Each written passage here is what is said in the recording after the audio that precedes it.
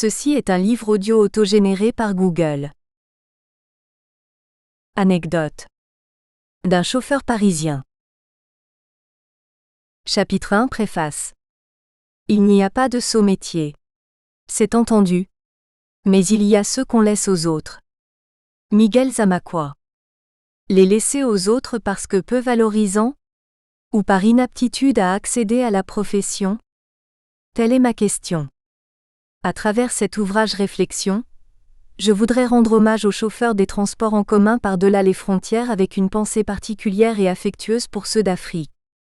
En effet, car réservé aux prolétaires, ce noble et dur métier de chauffeur de bus dans mon pays d'origine, la République démocratique du Congo, RDC, est déconsidéré, méprisé. Il est pour ainsi dire infamant d'être chauffeur de bus dans la société africaine, sinon au sein de la classe populaire. C'est dans les bas-fonds que le petit chauffeur est vécu comme un cadre. Pourtant, sans chauffeur, pas de transporteur. Sans transporteur, pas de déplacement. Sans déplacement, pas de communication. Sans communication, pas d'approvisionnement. Sans approvisionnement, pas d'activité. Sans activité, pas d'économie. Sans économie, pas de croissance, pas de vie.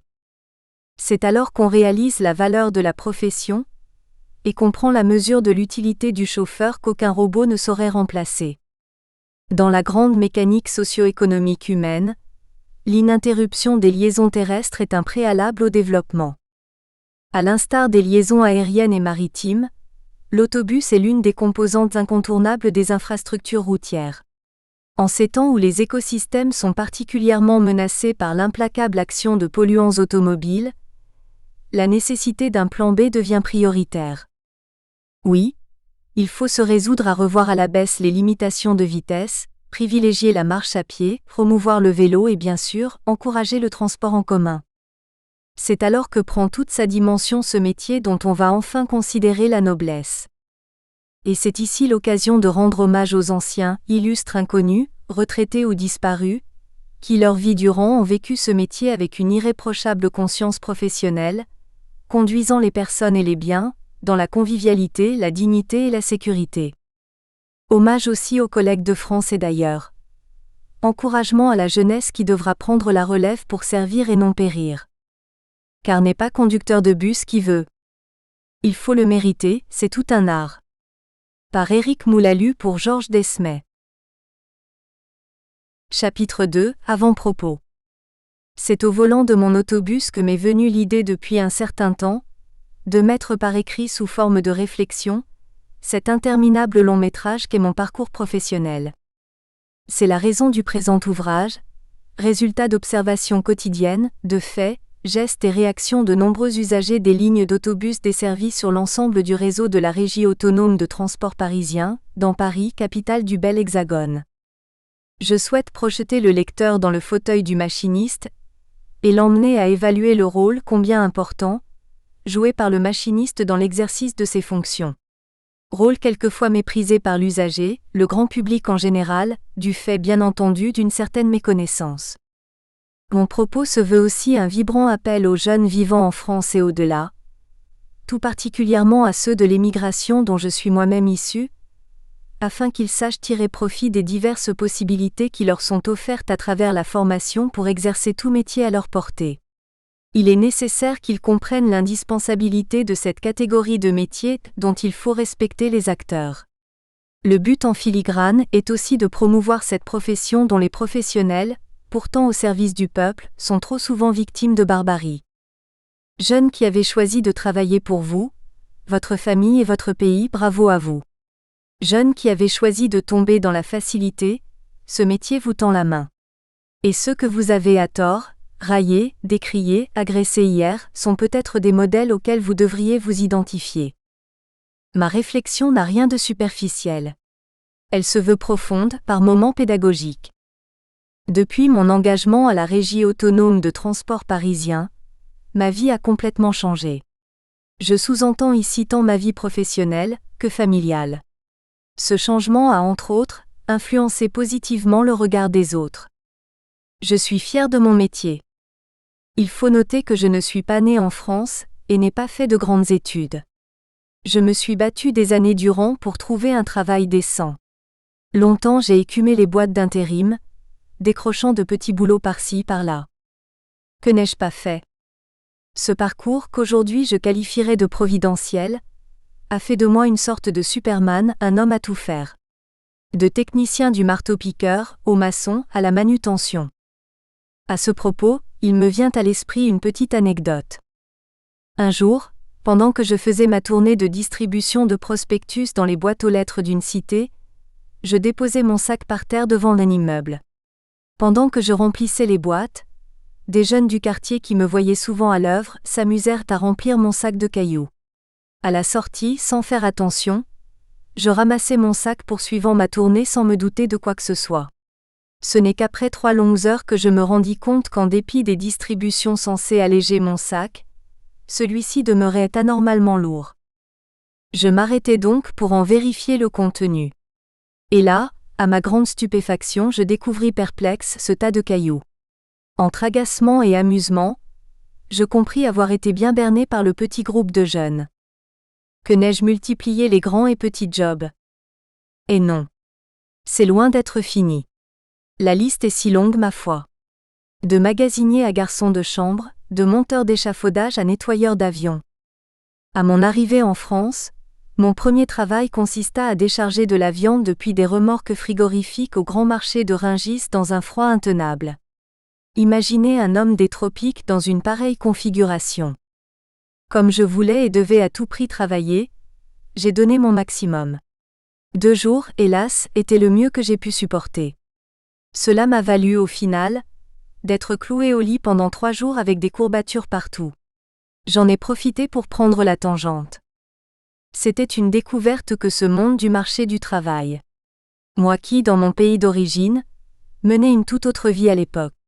J'étais si loin de m'imaginer un jour, de mon vivant, finir dans une chambre froide. Moi qui, avant de fouler le sol européen, croyais que la vie y était pépère, facile. Arrivé en Europe, je déchantais. Je faisais le constat que rien n'était donné. Je remarquais vite que c'était tout le contraire. Ici, pour avoir quoi que ce soit, il faut travailler, travailler dur. Quitter un pays sous les tropiques où il fait toujours bon vivre et venir ici pour travailler dans un froid glacial, était-ce bien raisonnable tout ça? C'était le monde à l'envers. J'éprouve en ce moment précis un pincement au cœur, une sympathique pensée pour tous ceux qui viennent en France dans l'espoir d'y trouver un Eldorado. Et oui, chers amis, la vie n'est gratuite nulle part où que l'on soit, il faut se battre pour survivre, surtout quand on vient de loin. Malgré la discrimination multiforme réelle ou supposée, il ne faut pas baisser les bras. Les jeunes issus de l'immigration ne doivent pas se laisser impressionner par tant d'obstacles. Ils doivent se battre comme ils l'auraient, tôt ou tard, fait dans leur propre pays. Ils ne doivent nullement se décourager, végétant jusqu'à abandonner l'école. M'adressant de nouveau à ces jeunes, je leur dis: si l'école ne vous accepte pas ou inversement, allez chercher l'information utile. Elle existe. Oui, il existe où que vous soyez en France, des organismes habilités à vous accompagner selon vos choix, vos préférences, votre talent. Faites comme moi, il vous suffit de vous lever et frapper à la bonne porte. Chapitre 3, Introduction. Et mon histoire a débuté le dernier jour de l'an 2002, veille du jour de l'an 2003. Couché de bonne heure depuis 21h, tandis que l'aube et la nuit se confondent encore, le réveil sonne. Réglé comme une horloge, je me lève. Il est 5h du matin, en ce 1er janvier 2003. Je m'apprête pour aller travailler. C'est là ma routine. Je travaille comme conducteur de bus pour le compte d'une grande société de transport parisien. Mon employeur n'est autre que la RATP. Machinalement, je me dirige vers la salle de bain et à ce moment je m'aperçois soudain qu'il règne chez moi une ambiance inhabituelle.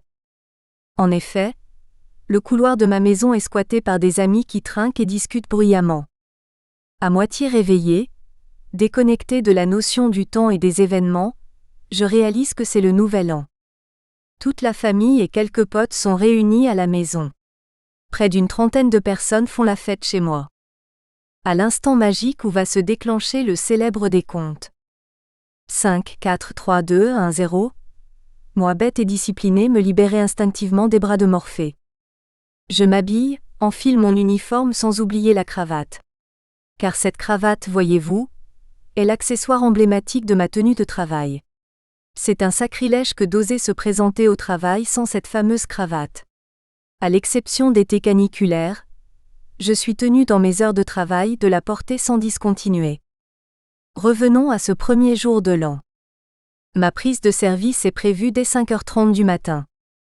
Arrivé au centre de bus d'Ivry, je me plie aux incontournables formalités d'usage dont est tributaire chaque sortie de bus.